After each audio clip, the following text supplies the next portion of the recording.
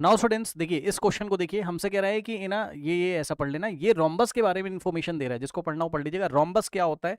Rhombus के all the sides are equal, आपको पता होगा रोम्बस की प्रॉपर्टी, हालांकि इन्होंने लिख के दी है, बट रोम्बस के all the sides are equal, है ना। रोम्बस के चारों साइड्स इक्वल होते हैं और इसके डायगोनल्स परपेंडिकुलरली बाइसेक्ट करते हैं। मतलब मान लो एक रोम्बस है ए बी सी डी, तो all the sides are equal in rhombus, all the sides are equal, है ना। मतलब A B B C C D A D सब आपस में इक्वल होंगे, that is A B is equals to B C is equals to C D is equals to A D. और दूसरा क्या है कि इसके डायगोनल परपेंडिकुलरली बाइसेक्ट करते हैं, मींस अगर हम ए से सी को ज्वाइन करें और बी को अगर हम डी से ज्वाइन करें, है ना, तो इनके जो डायगोनल्स हैं वो यहां पर ओ पर परपेंडिकुलरली बाइसेक्ट करेंगे। मतलब OB की लेंथ OD के इक्वल है और OC की लेंथ OA के इक्वल है, करेक्ट। और ये एंगल कितना है? 90, तो ये भी 90, ये भी 90 और ये भी 90, correct. And OC is equals to OA, correct. OC is equals to OA and OB is equals to OD। चलिए अब क्वेश्चन देखते हैं। क्वेश्चन में बोला now we have a rhombus of side 20, मतलब रोम्बस की साइड कितनी देके रखा है? 20, मतलब all the sides are 20, so this AB is 20 centimetre, this BC is 20 centimeter, CD is also 20 centimeter and AD is also 20 centimeter, correct। इस तरीके से all the sides are equal 20 centimeter and it has two angles 60 degree each। मतलब समझो इसके कोई भी दो angles क्या है? 60। अब सुनो, कोई भी दो एंगल अगर 60 है, अच्छा एक इन्फॉर्मेशन और देके रखा है कि इसके एडजेसेंट एंगल का सम कितना होता है? 180। वो तो हमें पता ही है, देखो है तो ये पैरेललोग्राम, रोम्बस पैरेललोग्राम होता है। तो कोई भी दो एंगल अगर 60 है तो कोई भी दो एंगल, मान लो एंगल ए, ये पूरा एंगल ए 60 डिग्री, अगर रुक जाओ मैं कलर चेंज करता हूं, ये एंगल ए अगर पूरा 60 डिग्री है तो भाई ऑपोजिट एंगल सी भी तो 60 होगा और ये 120 हो जाएगा, क्योंकि हमें पता है एडजेसेंट एंगल का सम कितना होता है रोम्बस में। रोम्बस पैरेललोग्राम है तो पैरेललोग्राम में एडजेसेंट एंगल का सम कितना होता है? 180। तो 180 में से अगर आप एडजेसेंट मतलब समझ रहे हो ना, ये वाला इसके साथ, अब मैं एडजेसेंट पे नहीं जा रहा हूं, ये वाला इसके साथ, तो दोनों का सम 180 होना चाहिए, यानी कि 180 माइनस 60 करोगे ये 120 आ जाएगा। और इसी तरीके से ऑपोजिट एंगल्स आर इक्वल, तो ये भी 120 हो जाएगा, ठीक है। अब उसने हमसे पूछा है what is the value of angle AOB part 1, तो इसका आंसर मैं यहां पे कर दे रहा हूं। एंगल AOB साफ साफ दिख रहा है, एंगल AOB ये 90 होगा, खत्म।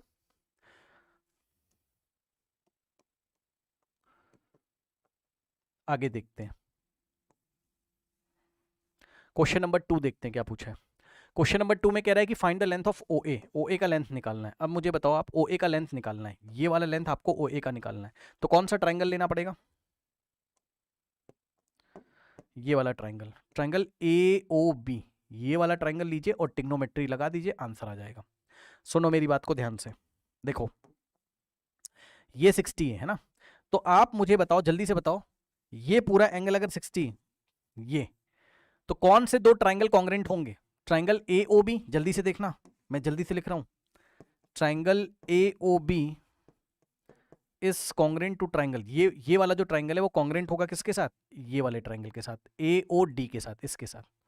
मतलब सर, मतलब ये वाला ट्राइंगल और ये वाला कॉन्ग्रेंट हो गया, कैसे? चेक कर लो, चेक कर लो, ये कॉमन है, OA दोनों में कॉमन है, AB का लेंथ AD के इक्वल है और OB का लेंथ OD के इक्वल है, साइड साइड साइड से दोनों कॉन्ग्रेंट हो गए। मतलब triangle AOB, this triangle AOB is congruent to AOD, और अगर कॉन्ग्रेंट हो ही गए तो CPCT से इनके करस्पॉन्डिंग एंगल इक्वल हो जाएंगे। मतलब अगर ये एंगल पूरा कितना है 60, तो हाफ हाफ हो जाएगा, कौन सा? देखो ये एंगल जितना होगा उतना ही एंगल ये वाला हो जाएगा। मतलब angle DAO is equals to BAO, angle DAO is equals to angle BAO, BAO is equals to angle DAO, है ना। तो क्या हो जाएगा 60 का हाफ 30 30, भाई ये पूरा 60 था, 60 का हाफ करोगे तो क्या जाएगा 30 और 30। ठीक इसी तरीके से आपका ये वाला ट्राइंगल इसके साथ कॉन्ग्रेंट होगा, तो 120 का हाफ करोगे तो कितना आ जाएगा 60 60 60। ये 120 का हाफ करोगे तो 60 60, मतलब ये एंगल हो गया कितना 60 60, और ये एंगल भी हो गया हमारे पास 60 60 60 120, है ना। अब हम एक काम करते हैं, क्या हम ट्राइंगल AOB को बाहर निकाल लें, क्या हम ट्राइंगल AOB को बाहर निकाल लें? यस, चलो निकाल लेते हैं। ट्राइंगल AOB को बाहर निकालिए ऐसे, ये A है, यहां O है, यहां B है। AB की लेंथ कितनी थी 20 सेंटीमीटर, एंगल A कितना आया था 30, और एंगल B कितना आया था 60, और O पे 90 था, जाके चेक कर लो। एंगल ये B पे भाई ये हो गया 60, ये हो गया 30, और O पे 90। अब जो पूछा है निकाल लीजिए। क्या पूछा है, कह रहा OA बताओ। ठीक है, तो OA का लेंथ अगर हमें बताना है तो हम क्या करेंगे, क्या लगाएं बताओ। OA अगर हमें निकालना है तो हम क्या लगाएं, 90 के सामने वाला हाइपो, हाइपो पता है, और 30 डिग्री के पॉइंट ऑफ व्यू से अगर हम देखें तो 30 डिग्री के कॉन्टेक्स्ट में देखें तो 30 डिग्री के ऑपोजिट वाला एंगल क्या कहलाएगा, परपेंडिकुलर, अगर हम ट्रिग्नोमेट्री लगाने जा रहे हैं तो। ठीक, करेक्ट, तो ये चीज है। और 30 डिग्री के साथ ये जो साइड है बेस कहलाएगी, ये हो गया बेस। अब जिसको नहीं समझ में आ रहा तो इसको रोटेट कर लीजिए ना भाई, लीजिए इसको पकड़िए घुमा दीजिए, पता चल जाएगा। ये लीजिए सही, अब दिखा, अब दिखा एंगल ए के लिए ये हो गया बेस, AO हो गया बेस, ये हाइपो। अब लगा दो cos 30, तो base upon hypo, cos 30 degree क्या होगा बेस अपॉन हाइपो तो बेस ये हो गया 30 डिग्री के लिए AO, जो कि हमें निकालना है। AO बोलो OA बोलो, जो बोलना है बोल दो, बेस OA अपॉन में हाइपो हो गया AB। अब सॉल्व करो, ये आ गई इक्वेशन, सॉल्व कर लो। cos 30 कितना होता है, जितना sin 60 होता है, तो cos 30 उतना ही होता है जितना sin 60, sin 60 √3/2।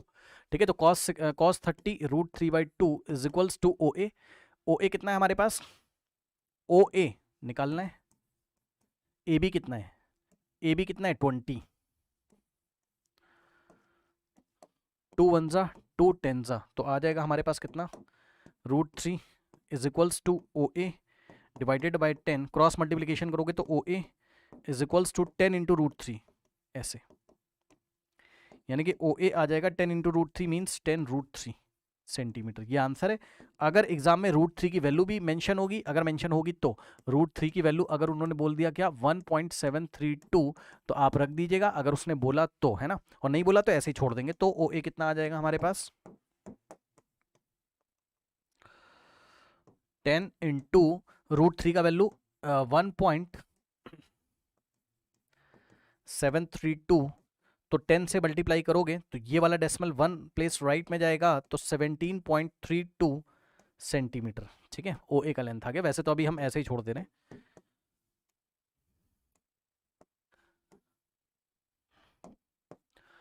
OA आ गया हमारे पास 10√3 सेंटीमीटर। उसके बाद what is the length of BO, है ना, यहीं से निकाल लो। BO का लेंथ निकालने के लिए क्या करोगे बताओ, BO का लेंथ निकालने के लिए ये देखो, OB का लेंथ निकालने के लिए क्या करेंगे, tan 30 लगा दो।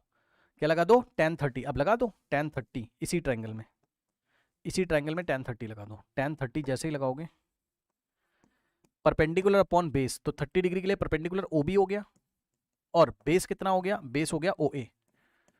ठीक, tan 30 कितना होता है 1/√3 इज इक्वल्स टू OB हमें निकालना है, अपॉन में OA हमने अभी अभी निकाला है, ये डेसिमल वाली वैल्यू मत रख देना, OA हमने अभी अभी निकाला है 10√3, तो OA की जगह रखेंगे 10√3। ठीक है, तो अगर आप देखोगे तो ये √3 से √3 कैंसिल, या आपको नहीं समझ में आ रहा है तो आप ऐसे कर लो, 1/√3 is equals to OB upon 10√3, cross multiplication करा लीजिए, तो 10√3 इंटू 1, तो 10√3 ही हो जाएगा, इज इक्वल्स टू में √3 इंटू ओ बी, ये ऐसे। अब ये √3 जाके इधर डिवाइड लगाएगा, तो 10 इंटू √3, ये 10 इंटू √3 अपॉन में √3 is equals to O B. √3 से √3 गया तो आ जाएगा ओ बी का लेंथ 10 सेंटीमीटर आ जाएगा, ओ बी का लेंथ। ठीक है, ओ बी का लेंथ कितना आ जाएगा? 10 सेंटीमीटर, है ना? सही है, ओ बी का लेंथ कितना आ गया? 10 centimetre.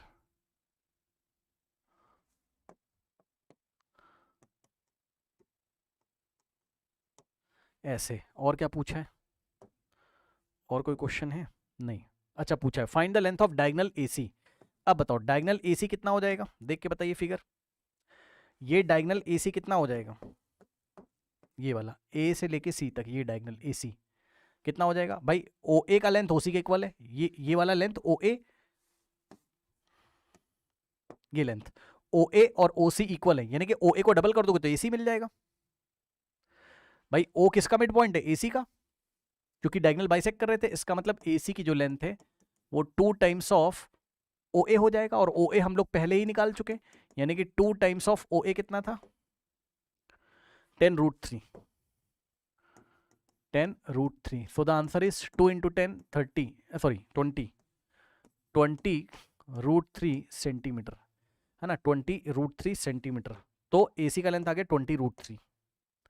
Diagonal AC is equals to 20√3 centimetre. एक तो ये आंसर है, एक और आंसर है। अगर एग्जाम में आपको √3 दिया होगा, मान लो उन्होंने दे दिया 1.732, तो आंसर क्या आएगा?